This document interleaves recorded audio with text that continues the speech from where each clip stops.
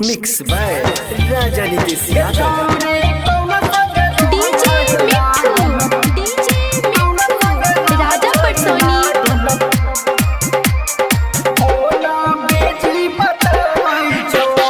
झूठा हुक्म चाही प्यारा तोरा याद न आवे छो। झूठा ही करन चाही प्यारा तोरा याद न आवे छो। गे छोरी कौन संग रह छही लागल फोना बिजी बतावे छो।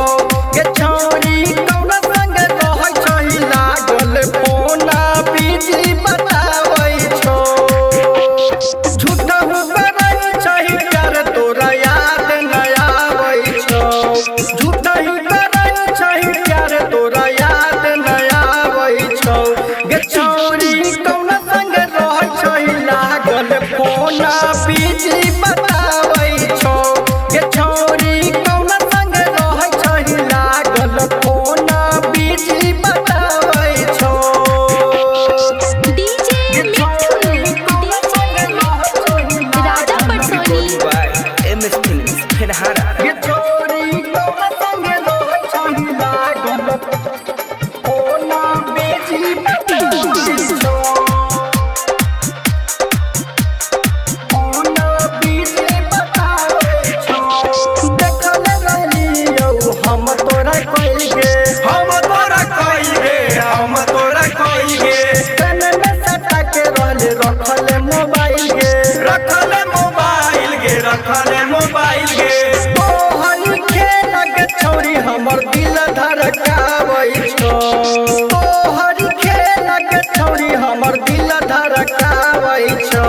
गे छोरी कौन संग रह छही लागल फोना बिजी बतावे छो। गे छोरी कौन संग रह छही लागल फोना बिजी बतावे छो। डीजे मिठू राजा पटसोनी। गे छोरी कौन संग रह छही लागल फोना बिजी बतावे छो। फोना बिजी बतावे छो। भूले गेलही गोरी हमर प्यार के।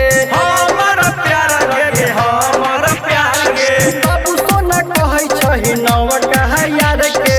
नवका यार के। नवका यार के। अशोक दीवाना तोरा खातिर लोरावा बहावे छै। सोनी सागर तोरा खातिर लोरावा बहावे छै। गे छोरी कौन संग रह छही लागल फोना बिजी बतावे छै। गे छोरी कौन संग रह छही लागल फोना बिजी बतावे छो।